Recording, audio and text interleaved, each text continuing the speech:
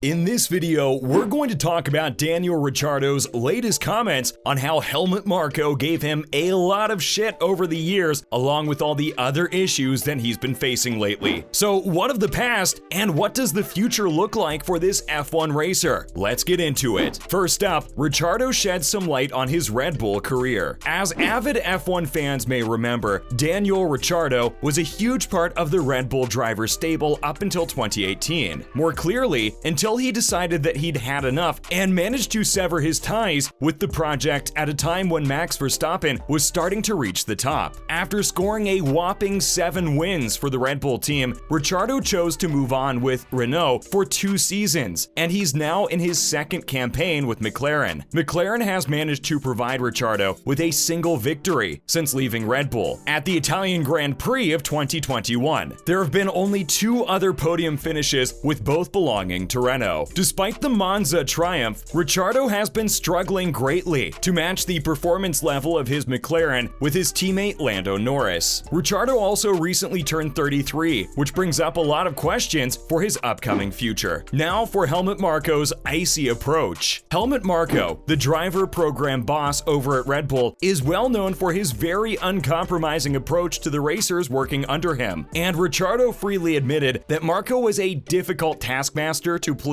Ricciardo recalls that the Austrian didn't take much pleasure in how things have turned out since they parted ways. When the racer was asked whether he's spoken to Marko about the way things unfolded, he told the reporters, "Helmut gave me a lot of shit over the years, so didn't need to sit down. After I left, there was no need for that anymore." He added that he has less interactions with Helmut in the present, but he would still like to say that their relationship is still the same. He claims that it's very honest in true Helmut fashion. Ricciardo mentioned that his admiration and respect for Helmut remains unchanged, and that he's a good guy. There was no "I told you so," it was all just part of the sport. Ricciardo concluded his answer by saying, "We'll move on, and we're here to support him while he does." Next up, what's been going on with Daniel Ricciardo lately? So back in May, Sky Sports had reported that Jenson Button thought the McLaren driver would face a troublesome situation following the Zak Brown criticism. Ricciardo had suffered from another setback at the Monaco GP after finishing in 13th place following an accidental crash in practice 2. The incident had occurred just days after the McLaren chief executive Zak Brown mentioned to Sky Sports that the Aussie racer was not yet comfortable with the car and was failing to meet his or the team's expectations. Let's talk a bit about Jenson Button's reports a while back. Jenson had expressed on a weekly show that he was shocked Zak Brown came out and said that, especially about someone from his own team. He added that everyone already knew Daniel was having a tough time in the circuit, but the fact that his very own team principal came out and said that, it must have hurt Ricciardo pretty badly. However, it had seemed to become a trend to treat Ricciardo unfairly. After the incident, the engineer had asked, "Is the car okay?" To which Daniel had replied, "I'm okay." It's no surprise that the team didn't care too much about Ricciardo's safety and asked about the car first. However, this was quickly noticed by Jenson, who sympathizes with Daniel's mental state. It was also reported that Ricciardo was under contract till 2023, but Brown had hinted at mechanisms that could lead to the deal ending early. However, in more recent reports, it was confirmed that he'd stay with the team until the end of the contract. Lastly, Ricciardo's plans for the future. When Ricciardo was recently asked about his racing plans after F1, he expressed his interest in the Bathurst 12 Hours in his native country, Australia, which Verstappen had also thought about tackling soon. Ricciardo said that it was definitely something he'd be open for after F1, since he's not sure of how possible it'll be while he's still doing F1. His schedule is predicted to be incredibly hectic the next year, with a chance of 24 races being scheduled, so he thinks his capacity and his interest to do anything else would be quite low. However, he assured that his overall interest in it is relatively high. He would just need a couple more gray hairs in his beard before he decides to take it on. Now, let's talk about some other related news. First up, let's talk about the exclusive F1 club Lewis Hamilton will join. So it seems that Lewis Hamilton will reach another major milestone at the French Grand Prix, joining an exclusive list of racers. The French Grand Prix will prove to be the 300th Grand Prix that Hamilton has competed in during his 16-season career, which had begun back in 2007. Hamilton would have been able to join this club before at the previous round in Austria if he hadn't been ruled out of the Sakir Grand Prix 2020 after getting getting COVID. Surprisingly, the 2020 Sakir Grand Prix is the only race that he has ever missed since making his F1 debut. Hamilton already has a grand amount of F1 records, including mostly wins, podiums, and pole positions, as well as the joint record for the most world championships, 7, which he shares with Michael Schumacher. The 37-year-old is currently 6th in the list of the most Grand Prix entries with 299, meaning that he will reach the 300th at Paul Ricard, where he has already won 2 of 3 races since the French Grand Prix was revived back in 2018. This would put Hamilton only 8 behind Schumacher and 9 behind his former McLaren teammate Jenson Button. However, if Hamilton doesn't miss any of the remaining races being held this season, he would end 2022 4th in the charts, surpassing both of them. Next on the list, Aston Martin's response to rumors. Sebastian Vettel has been a part of the Aston Martin team since the very start of last season. Even though there's been some rumors going around about his future, the team's boss, Mike Krack, expressed his hopes that the German racer will also be part of the stable next year. With a record of 4 world championships, Vettel brings a lot to the table, including his experience. As soon as he arrived, the driver had hoped to slowly and gradually rise to the top of the ranking charts. However, this season, Aston Martin has been struggling to catch up with other formations. As a result of his struggles, the British hold the 9th place in the Constructors' Championship and often finish outside the top 10 places. Still, Vettel continues to express his desire for changes, and that is more than satisfactory for Mike Krack. The team's boss is doing everything possible behind the scenes to ensure that rapid progress is made, and he hopes to do the same with Vettel soon in 2023. Therefore, he was trying to convince him with the progress and the results on the track. Also, Mick Schumacher's name has been taken often when discussing Vettel's possible successor, but Krack doesn't want to respond to that as of yet, since he thoroughly hopes Sebastian will remain with them. Lastly, let's talk about Nikita Mazepin's win. So, Nikita Mazepin may have lost his F1 seat due to some controversial circumstances earlier on this year, but he's determined to keep his racing spirit in 2022. The Russian driver, who was dropped by Haas before the F1 season began, suddenly decided to take on a different kind of challenge and signed up for the Silkway Rally. This rally is a marathon-based event held in Russia, which starts in Astrakhan and finishes in Moscow. It takes place over a total time of 10 days. Mazepin had never raced in cross-country rallies before. However, he picked up a lot of off-road experience during the time he spent in F1, which helped him make his debut on the event. After winning the 7th stage of the event, Mazepin retained the lead and had ended up being in the top of the timesheets for the T3 class at the overall finish line, which made him the winner of the category for side-by-side vehicles. This amazing update came only weeks after Mazepin had suggested that he had plans to sue Haas after he lost his seat in F1 at the start of 2022 due to the major ongoing conflict occurring between Russia and Ukraine. Whether that legal battle takes place or not, we still wish this racer the very best in his future and hope that he continues to win wherever he goes. That's a wrap for this video. What do you think of Daniel Ricciardo's time at Red Bull? Do you agree that he was treated unfairly? Let us know in the comments below. Make sure to give this video a thumbs up and subscribe to our channel for more videos like this. See you in the next one.